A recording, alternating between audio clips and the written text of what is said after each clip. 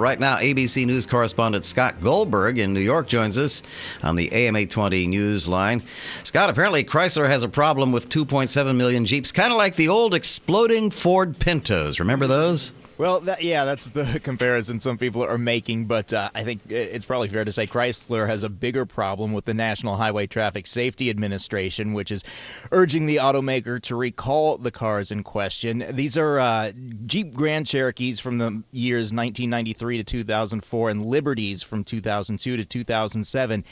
The Highway Administration says that these cars are too vulnerable to having fires if there's a rear-end impact because of the placement of the fuel tank. They say there's an unreasonable risk it could catch fire. But Chrysler's saying it just disagrees with NHTSA's recall request, that it's an incomplete analysis. The Jeeps are safe and not defective, according to Chrysler, so they are not going to recall these SUVs, at least for now. This is going to begin a process now of exchanging more information between the agency and the automaker, and if they can't work things out, this could be headed to court. You know, it's interesting. I was watching ABC News on television last night, and they showed some examples of this, and it also showed that the later model Jeeps have moved that gas tank from right under the bumper behind the differential to a area further up in the body of the vehicle. Kind of interesting. Yeah, they did. They made that correction. They said it was for a design. Aesthetic or design reasons. Yeah, right. Later in model years, they did do that.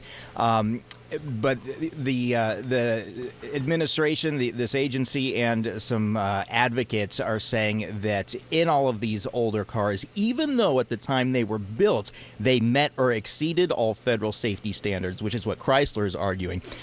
The other side, they're saying, well, now they present this risk if there's a rear-end collision, and there have been 51 deaths in the cars that are in question here. But when you break it down, you adjust for the number of Jeeps on the road, it's one death per million registered vehicles when you're looking at the Grand Cherokees, and it's 0.9 deaths per million on the road when you're talking about the Liberties. So Chrysler is saying statistically there's not a good chance you're going to be involved in a fatal collision like this in these cars. So it's something they've got to work out.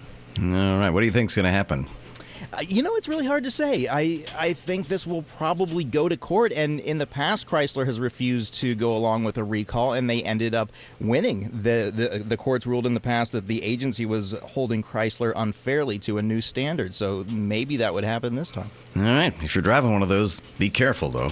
Thank you so much, Scott Goldberg in New York, on the Chrysler issue.